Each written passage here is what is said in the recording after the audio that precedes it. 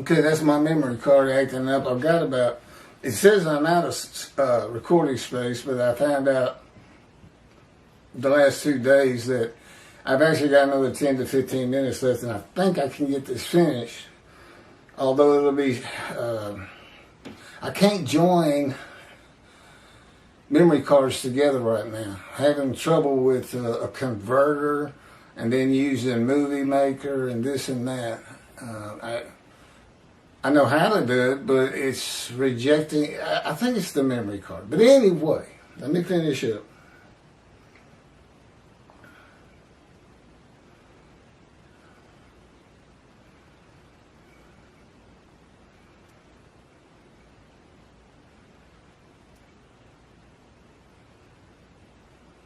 Oh no, it moved. Bear with me, didn't need this.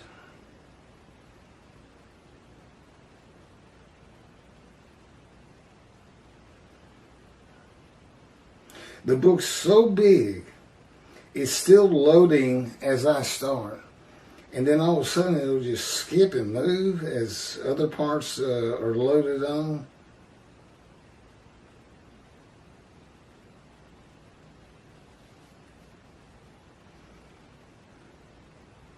Okay, here's chapter 10 again, so I'm getting there.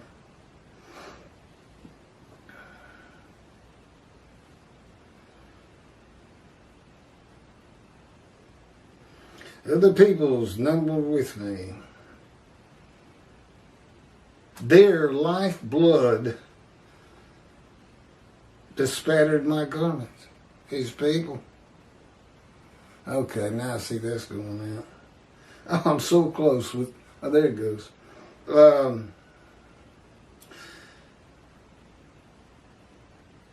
This is a reference to the utter destruction of the land of Israel, of Malachi 3, if the purpose of Elijah does not prosper, if the temple's not built. Build it, never defeat it. Don't build it, God's creation is going to destroy Israel someday. And he says, when I come, I am going to, if Elijah's not successful, I am going to destroy the land of Israel. But he means his creation is going to. That's what, here's the definition of God by God. Absolute power, absolute knowledge, and he is his creation.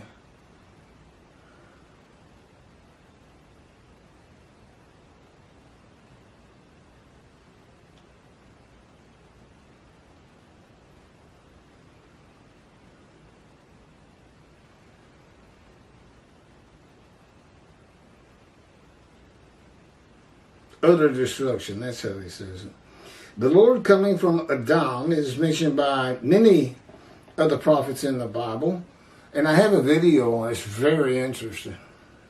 It's called The Day of the Lord. And there's about 7 prophets who have their version of the Day of the Lord, but it's finalized in Malachi 3 and completely changed. Completely changed. And there's no room for a Messianic era in it, that's for sure.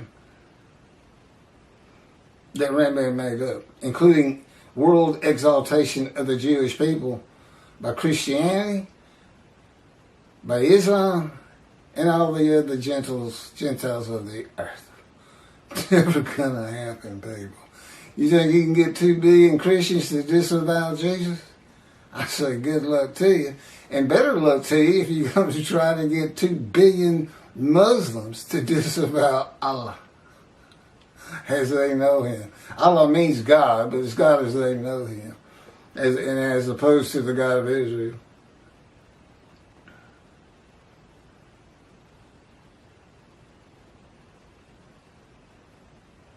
The Lord coming from Adam, okay, it's mentioned by many of the prophets.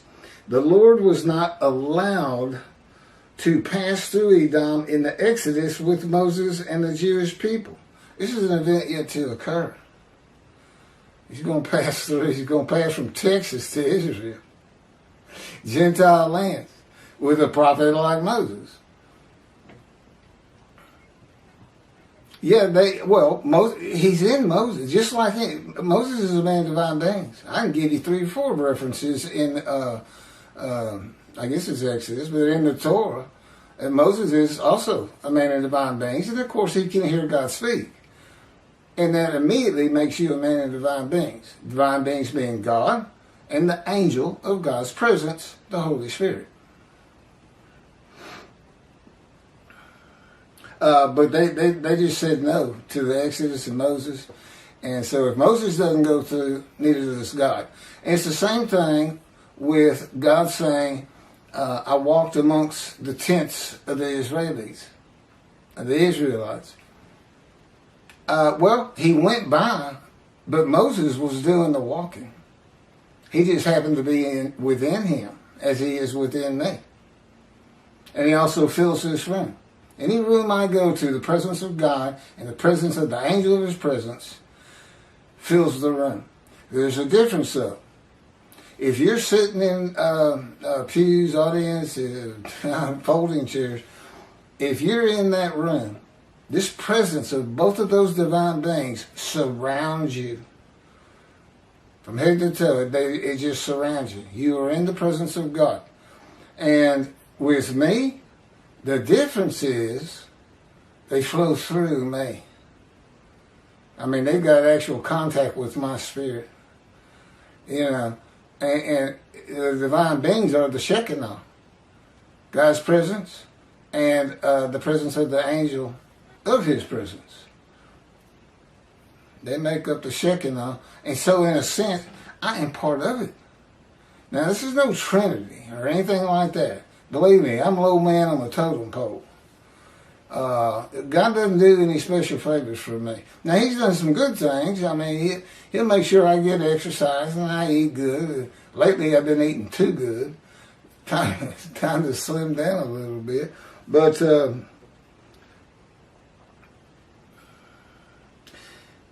this is an event, it's occurred. The interpretation of this prophecy is that the prophet like Moses with God, as God was with Moses in the Exodus, will come from Edom, Texas, Gentile lands. The Christian world of the Jewish people, none are with God. He comes with a Gentile from the Christian world. And that Gentile is God's righteous servant, Moshiach, who God specifically describes for the day of the Lord. He's got to have a representation. He's got to have a man he can talk to and say, go tell the Jewish people this. Tell them this is where I want my temple. Tell them I am working on the specifications of what it is to look like. Which means I'll be typing again.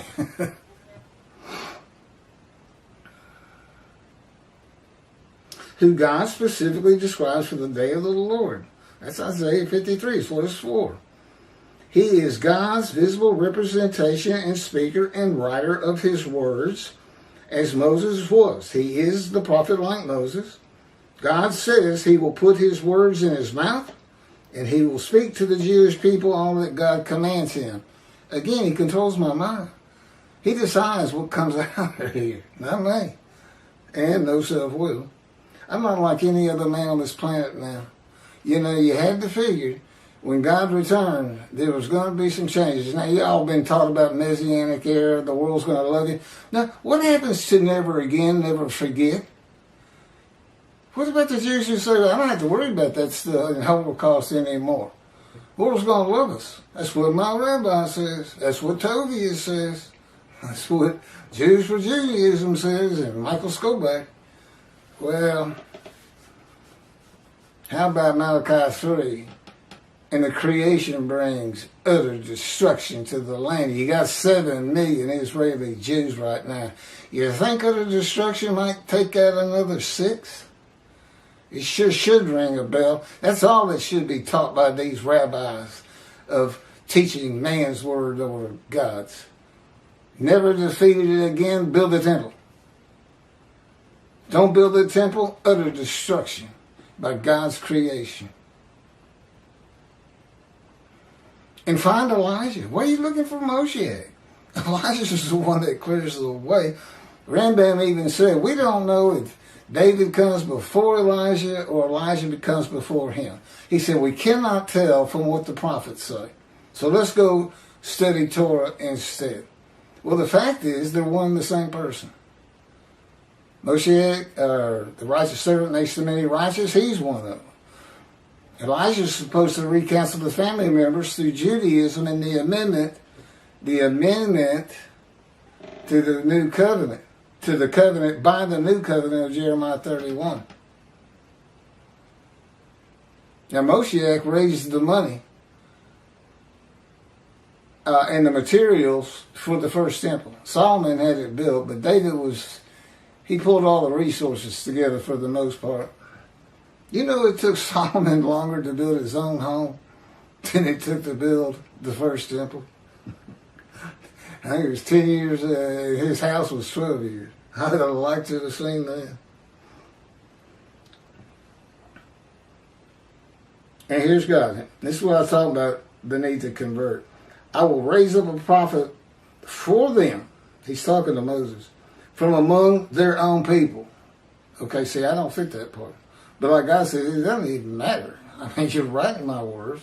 You are a prophet like Moses, and just disregard this if you want to, or we can convert in Jerusalem. Orthodox. You know, I don't know what will actually happen. They don't tell me anything of the future. If I can't figure something out of my own, I don't get to know. He would never tell me what another person is thinking or what they're doing, because I couldn't know of my own. You know, and I still have to live the human experience, he calls it. And I'm like, why? I'm not as far from the human experience as you can get. But what it does is, I still feel like Keith. They'll still have me lose stuff and, you know, make mistakes. He'll have something typed that when I'm proofing it, I go, hey, this ain't right. And it's really just something that small, just to get emotion from me. You know, it's part of the fire refinement where this is what he told Ezekiel. Ezekiel, they're not going to listen to you. They don't listen to me. He said, but I'm going to make your forehead, your face like adamant, harder than flint. He's going to toughen him up. And do not be dismayed by my people. That's a reference to emotional pain. Do not be dismayed by them. And that's what is being done in God's boot camp, his fire of refinement. Constantly pulling out emotions to the extent that after 16 years, I almost don't have any. I mean, I could still get angry, but it doesn't feel on the inside like my getting angry years ago would feel like. Totally different. It's just like cool as a cucumber, but I can still spit it out. You know, I can get going still. He will raise up a prophet for them from among their own people, like yourself. I will put my words in his mouth, and he will speak to them all that I command him. Deuteronomy, chapter 15, verse 18.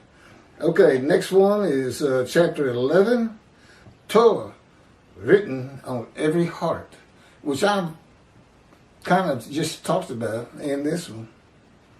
Thank you very much for listening. Tell all your friends.